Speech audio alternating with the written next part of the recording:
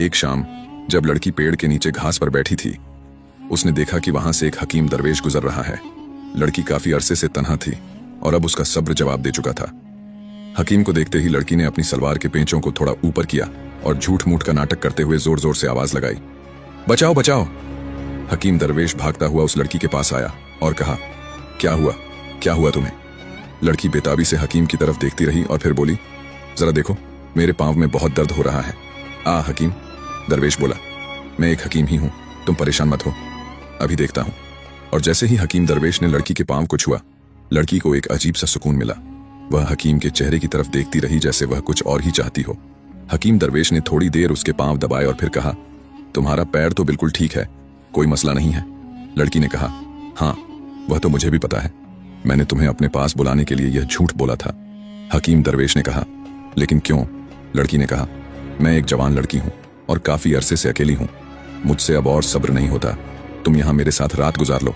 हकीम दरवेश जैसे ही गुस्से में वहां से उठकर जाने लगा, लड़की हकीम की तरफ बढ़ी और उसका हाथ पकड़ लिया। नहीं, मैं तुम्हें अब ऐसे ही नहीं जाने दूंगी, मैं बहुत वक्त से इंतजार कर रही हूं, तुम्हें मेरे साथ रुकना ही होगा। हकीम दरवेश को समझ नहीं आया कि एक जवान लड़की मुझ बूढ़े के साथ क्या करना चाहती है, लेकिन जैसे ही हकीम दरवेश ने लड़की के चेहरे की तरफ देखा तो लड़की को देखकर उसे एक अजीब सा सुकून मिला।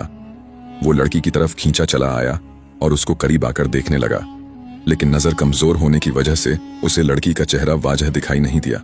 लड़की ने पूछा, क्या देख रहे हो ऐसे? हकीम दरवेश ने कहा, तुम्हारा चेहरा मुझे ठीक से दिखाई नहीं दे रहा, लेकिन तुम्हारे पास आने से मुझे एक अपनायत सी महसूस हो रही है। लड़की के चेहरे पर थोड़ी सी खुशी आ गई, जैसे वह अपने मकसद में कामयाब हो रही हो। बातें करते करते अब उस घने जंगल में रात हो चुकी थी, अंधेरा छा गया था। लड़की ने हकीम दरवेश से कहा, अब मेरे पास रुक रहे हो ना? हकीम दरवेश थोड़ी देर खामोश रहा और फिर बोला, अब इस अंधेरे जंगल में रात के वक्त मैं कहां जाऊंगा, रात ही गुजार लेता हूं। लड़की दिल ही दिल में मुस्कुराई, जैसे उसके तीर सही निशाने पर लग रहे हों। लड़की और हकीम वहीं घने जंगल में पेड़ के नीचे घास पर बैठ गए। लड़की ने हकीम से कहा, मैं यहीं घास पर सोती हूं, क्या तुम भी सो जाओगे? हकीम दरवेश बोला, तुम जहां जगह दोगी मैं सो जाऊंगा। लड़की के चेहरे पर थोड़ा सुकून आया और उसने हकीम दरवेश से कहा, हम दोनों यहीं घास पर सो जाते हैं। लड़की और दरवेश दोनों पेड़ के नीचे घास पर लेट गए। हकीम की आंख लग गई और वह सो गया, लेकिन लड़की ना सो पाई।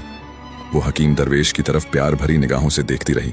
फिर लड़की ने आपसे खुद से कहा, यह ऐसे नहीं मानेंगे, इनका दिल आहिस्ता आहिस्ता करके बहलाना होगा। सुबह इन्हें जाने नहीं दूंगी, किसी भी तरह करके इनको रोकना होगा। सुबह हुई और हकीम दरवेश जैसे ही उठ के जाने लगा, लड़की भी उठी और उसके करीब आकर बोली, कहां जा रहे हो? तुम रुक जाओ मेरे पास, मेरे चेहरे को देखो, क्या तुम्हें कुछ नहीं दिखाई देता इसमें?